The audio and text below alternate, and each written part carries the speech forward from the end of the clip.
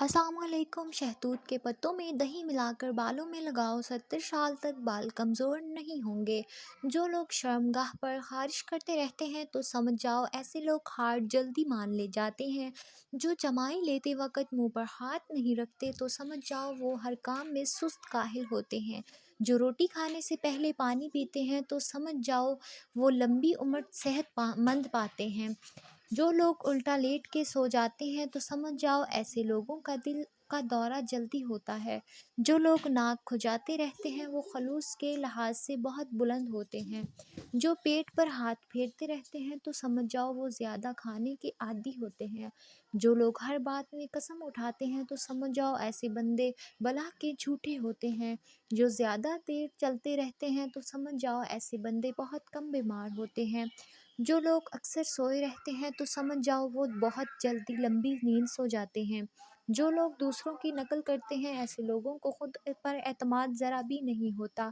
जो लोग नाखून चबाने के आदी हो तो समझ जाओ नहुसत इनके पास जल्दी आती है। जो खड़े होकर छोटा पेशाब करते हैं वो लंबी ज़िंदगी से कासिर रहते हैं। खड़े होकर पेशाब करने से अक्ल में बहुत हद तक कमी आ जाती है। अगर आपके घर मोर आकर बैठ जाए तो समझ जाओ आपके घर में दौलत आने वाली है।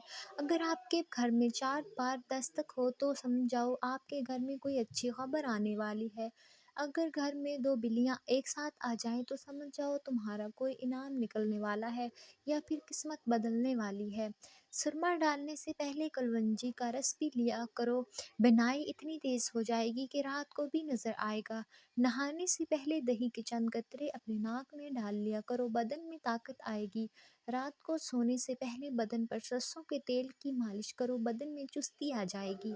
नाश्ते से पहले नीम के दरख्त का मसवाक बनाकर दांतों पर रगड़ने वाले दांत में कीड़ा नहीं लगेगा। सुबह आँख खुलते ही हाथ की उंगलियों को अच्छी तरह से एक दूसरे पर रख कर दबाया करो, उंगलियों में खून की रवानी में बेहतरी आ जाएगी, जिसकी वजह से फालिज की बीमारी का ख़तरा भी कम हो जाएगा। कमर में दर्द रहता हो तो सोने से पहले उल्टा लेट कर थोड़ी देर पर कमर वज़न रख दिया करो, फ़ौरन दूर हो जाएगा।